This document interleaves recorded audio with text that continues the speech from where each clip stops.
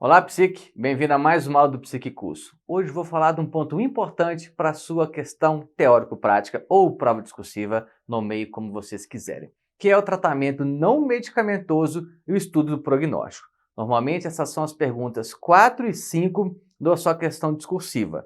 4 vai pedir um plano terapêutico e 5 para sinalizar alguns pontos de prognóstico, tanto o prognóstico ruim quanto o bom prognóstico. Então, essa aula de hoje é para a sua prova discursiva ou questão teórico-prática.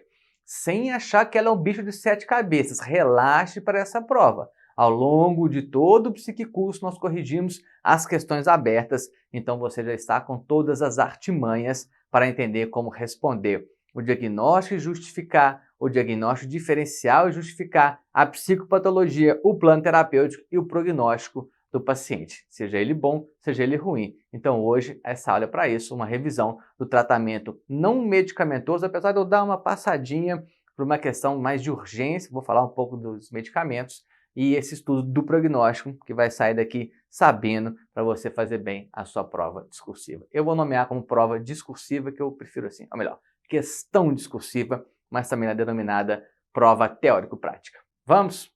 Sou o Dr. Lucas Fantini, psiquiatra forense, jogador de futebol, pai da Rosa, marido da Esté, enfim, tem vários personagens. Hoje eu me nomeei como psiquiatra forense, seu professor do Psiquicurso.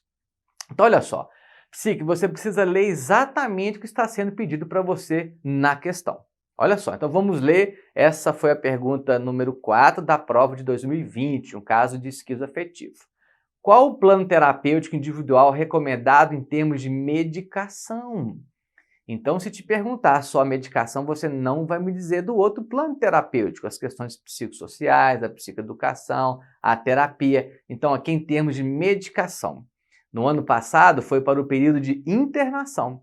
Então, o paciente pode ter ficado internado, ele recebeu alta, ele está no ambulatório, parou na sua porta da urgência. Então, leia o que está sendo pedido na sua questão. Se é de medicação, se é plano terapêutico, em qual regime que é. Então aqui, cite 4 opções da prescrição.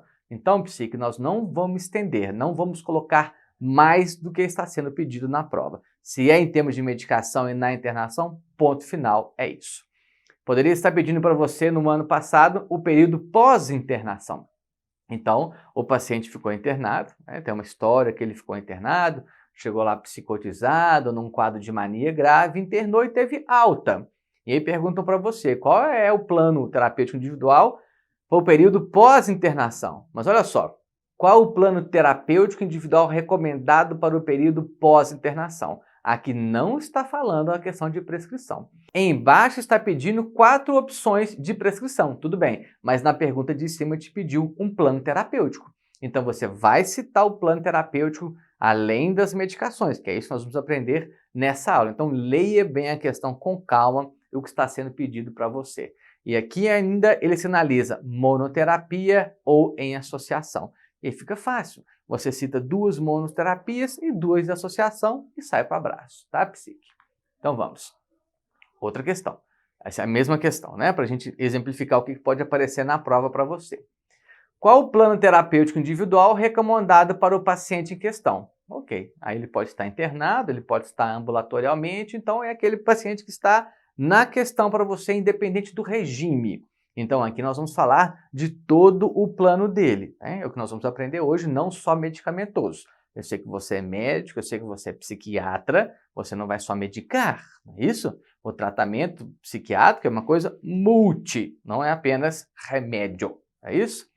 De novo, cite 4 opções de prescrição consideradas adequadas em monoterapia ou em associação. Aí, Psique, de novo, 2 monoterapias, 2 associação, parte para abraço para outra questão.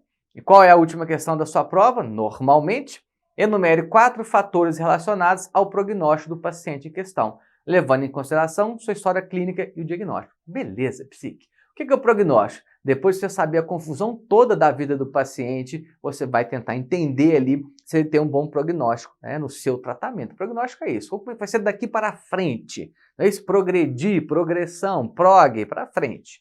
Tá? Então, isso é o prognóstico. Fantini tem dificuldade disso, não sei avaliar? Não tem problema, Psique. Nós vamos ver, nós vamos separar em 3 blocos esse estudo do prognóstico. Beleza? Então, essa normalmente é a última questão da sua questão discursiva, da sua prova discursiva. E aí nós vamos dizer se é um bom prognóstico ou se é um mau prognóstico. Eu acho interessante nós citarmos 2. Se ele não pedir para você, cite fatores de bom prognóstico ou fatores de mau prognóstico, nós vamos citar 2 de bom prognóstico, 2 de mau prognóstico, aí mostra que você está sabendo quais são os bons e quais são os ruins, os maus. Não é isso? O lobo mau do prognóstico do seu paciente. Então, o que você precisa saber para o plano terapêutico nessa aula, além da questão medicamentosa? É isso que eu já venho falando para vocês o ano inteiro. Falarei para vocês o ano inteiro. Então, regime de tratamento, psicoeducação, reinserção social, recuperação funcional, psicoterapia e o encaminhamento que você vai dar para o paciente. Fora a sua prescrição, né, psique? Médico prescreve, mas também cuide desses outros fatores do seu paciente. Vamos tratar ele na sua multifatoriedade. É isso? Então, o que você vai precisar saber em relação ao prognóstico? Esses são os blocos. Vou falar lá no final da aula, calma. Psicossocial, droguinha e comorbidade, particularidades da doença.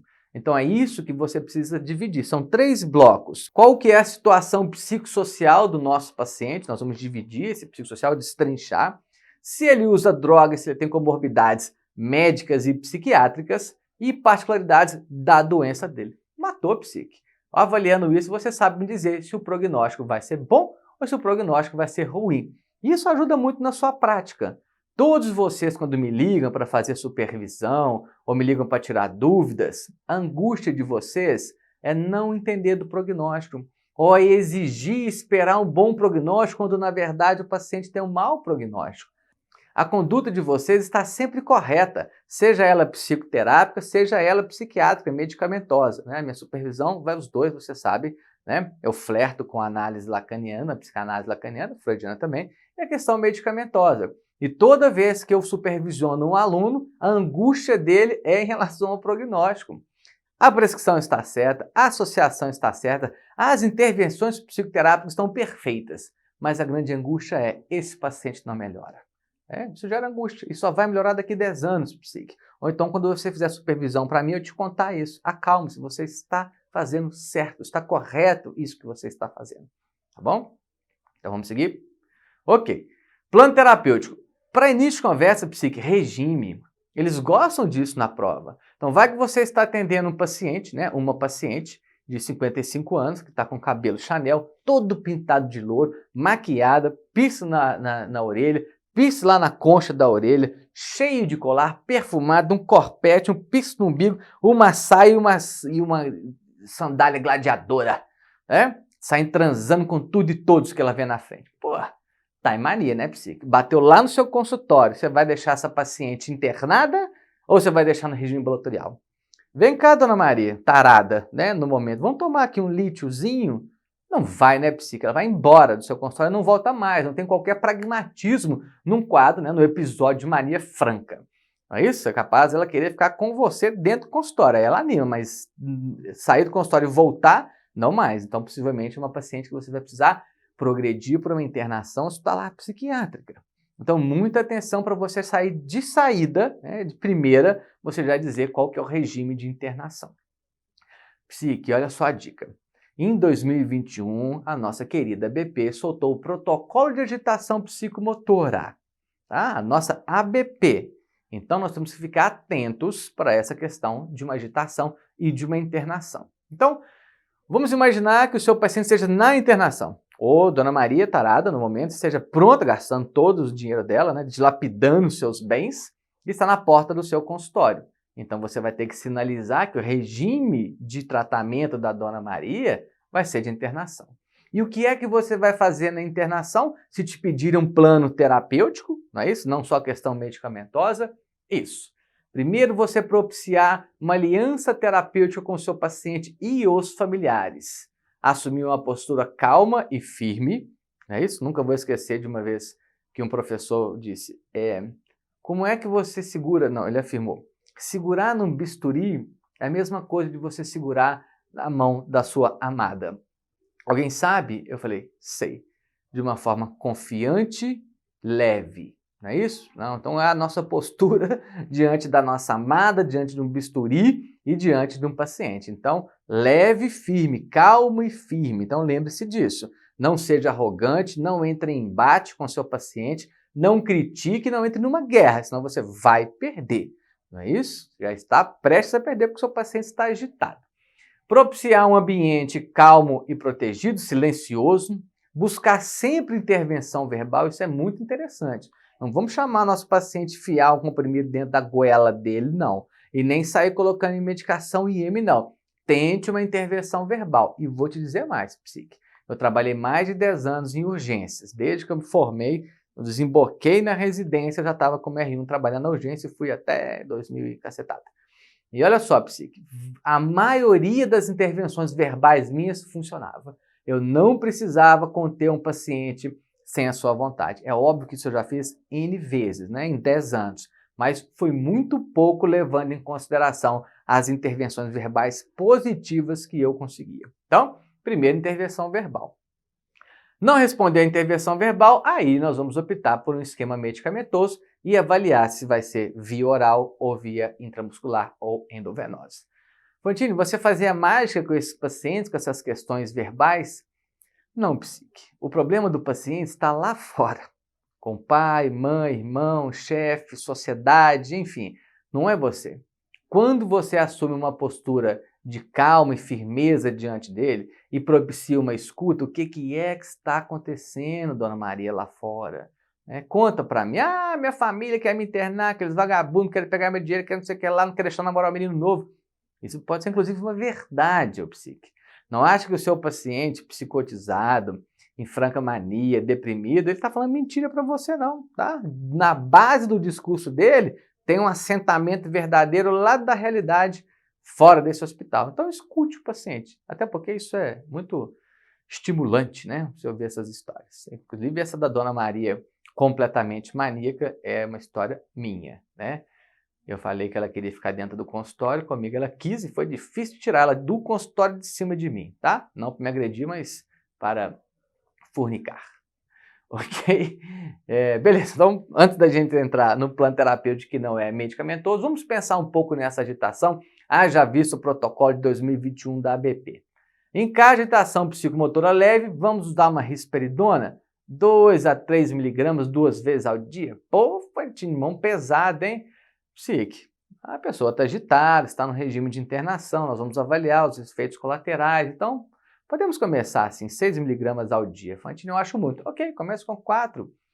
Fantini, minha mão é leve, eu sou psiquiatra infantil. Ok, 1 miligrama de manhã, 1 miligrama à noite, não vai adiantar, mas tudo bem, isso é com você. A mão é sua, a caneta é sua, o carimbo e o paciente, o trabalho que você vai ter também é seu, tá? Então, a dosagem é sua. Agitação psicomotora grave, não aceite da medicação, viu? Então, tentei conversar com a Dona Maria, foi verdade, eu tentei conversar, né? Eu vou ter que contar esse caso para vocês. Ela sentou dentro do consultório daquele jeito, cruzou as pernas igual a Sharon Stone, né? E você não pode tirar o olho do paciente, não. Não tira o olho do paciente, não, senão você cai na sedução e na conquista dele. Cruzou a perna igual a da Sharon Stone, né? Eu não olhei, mas parece que lá embaixo não tinha nada, era só uma saia sem peças íntimas. Ou então uma lingerie muito sexy. Continuei conversando com ela, levantou, gritou, achou ruim, parou do meu lado, eu sentado igual uma porteira, um poste, não é isso? Cara de paisagem para ver se eu puxo ela para minha aura e não ela me puxar para a aura dela, senão eu vou fazer um filho lá dentro. E ela passou a mão na minha barba e eu falei assim, Dona Maria, eu não estou gritando com a senhora, eu não estou passando a mão na senhora, vamos sentar ali?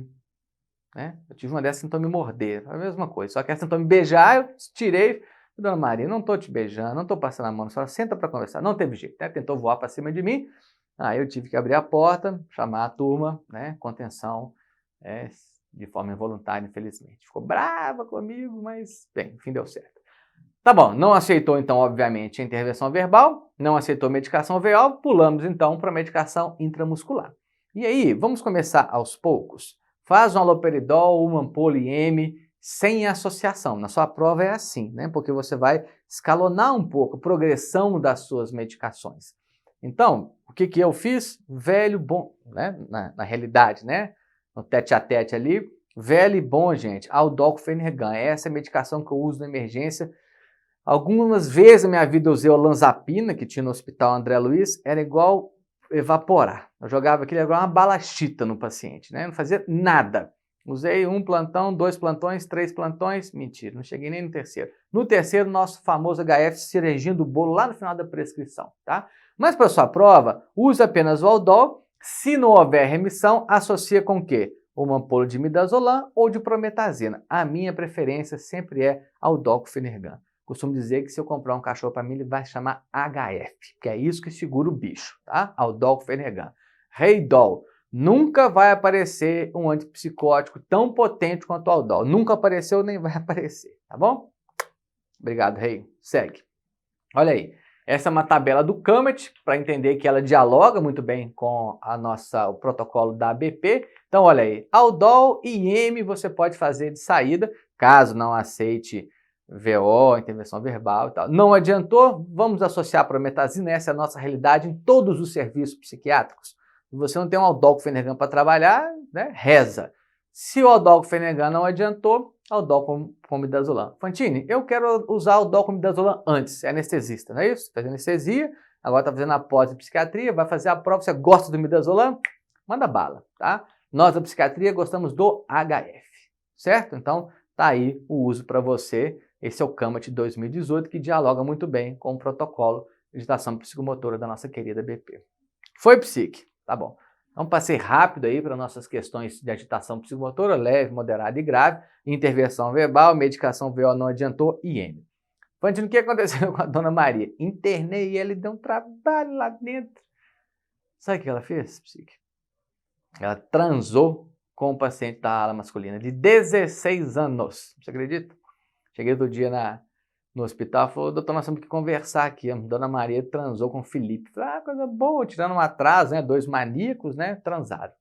Mas enfim, um dia eu contei isso numa mesa de bar. Falaram, é assim, Fantino, no hospital psiquiátrico, todo mundo transando com todo mundo. Falei, isso é filme, meu amigo. Não pode, não. Acontece, mas não pode, tá? Depois virou minha paciente. Fiquei 3 anos me xingando na Juiz de Fora, na minha residência. Quando estava em mania, eu era o príncipe. Quando estava em depressão, eu era o que acabava com a vida dela. Ok? Então agora vamos entrar no nosso plano terapêutico. Se te pedir na prova, psicoeducação. O que você pode citar como psicoeducação? Psicoeducação para o paciente e para os familiares. Buscar uma desmistificação da doença. Clarear a necessidade de tratamento. Alertar para sinais de caída e sinais de intoxicação. E dizer os efeitos colaterais das medicações. Fantini, eu preciso citar tudo isso na prova? Psique.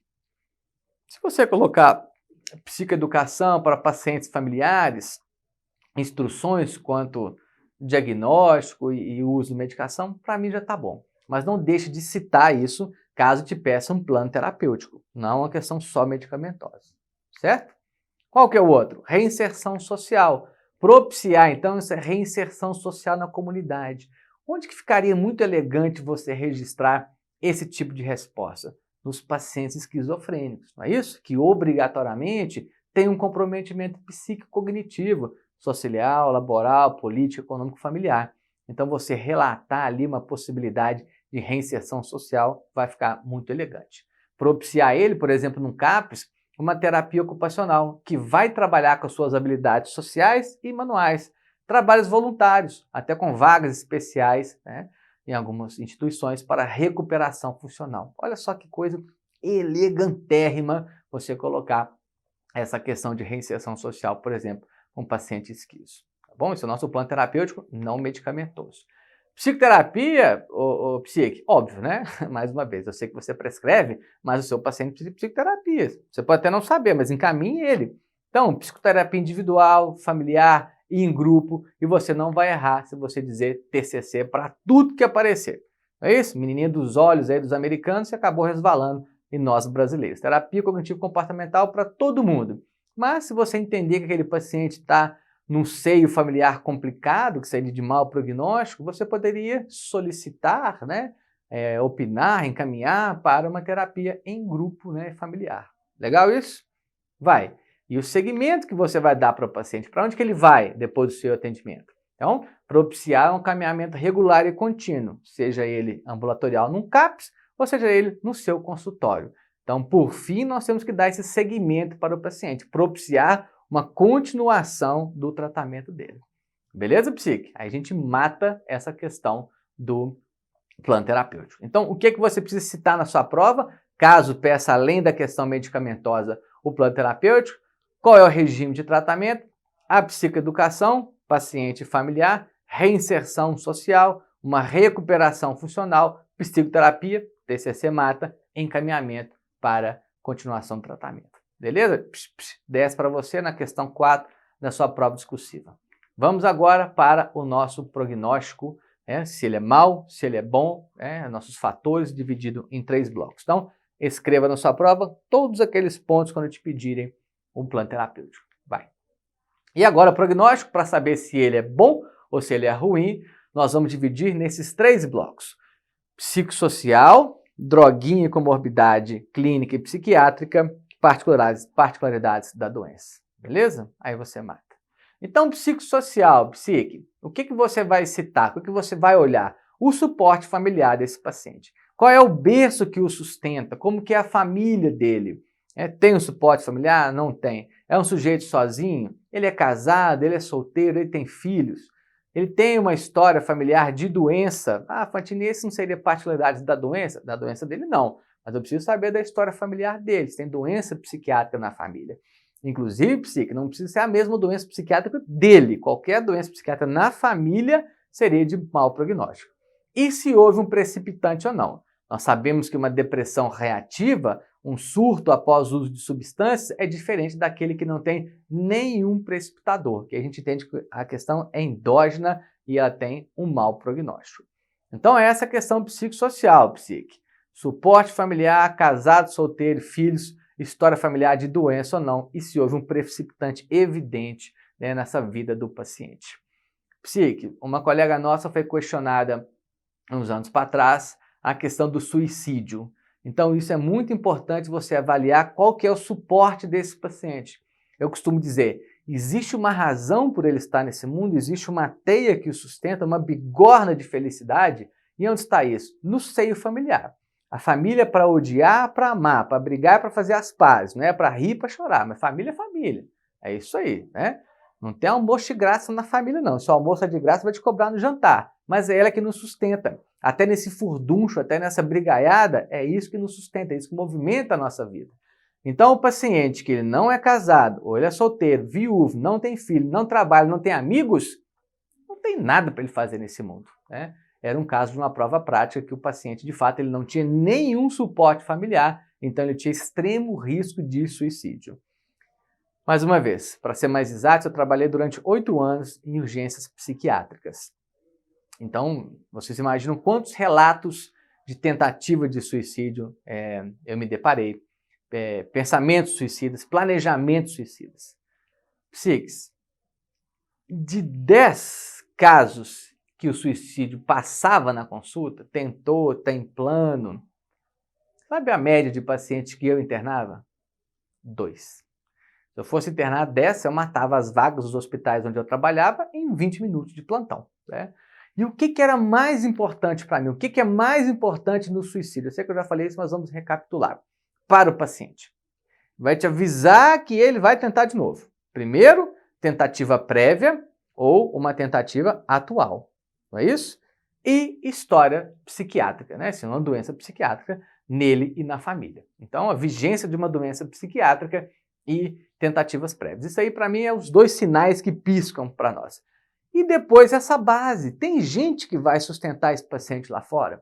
Tem alguém que vai acolhê-lo no braço? Era isso que, por mais que ele tivesse tentado, estivesse falando que ia tentar, que não merecia estar aqui, que tivesse uma doença psiquiátrica, se o paciente tinha esse suporte familiar lá fora, eu não o internava. Eu fazia uma internação domiciliar. Chamava a família, afastava o paciente e a família do trabalho e dizia 24 horas do lado dele. Então não preciso internar todo mundo. Agora, aquele que não falou nada de suicídio, não comentou, não tentou, está extremamente deprimido e não tem um braço que o suporta, internação, tá? Foi o caso dessa nossa colega. Então, muita atenção para esse suporte familiar, certo? Então, esse é o bloco psicossocial. Vamos para o bloco de droguinhas e comorbidades. Aí, psique, é isso. O paciente usa drogas ou não? Fez uso de drogas ou não? Foi precipitado por drogas ou não? Usou drogas? Mau prognóstico, é isso? Ele está queimando o cérebro dele e propiciando novas eclosões do transtorno ou até a não remissão desse transtorno.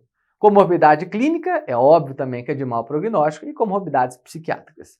Então, esse bloquinho do meio é o mais fácil. Droga e comorbidade. Se tiver presente, mau prognóstico. Se tiver ausente, bom prognóstico.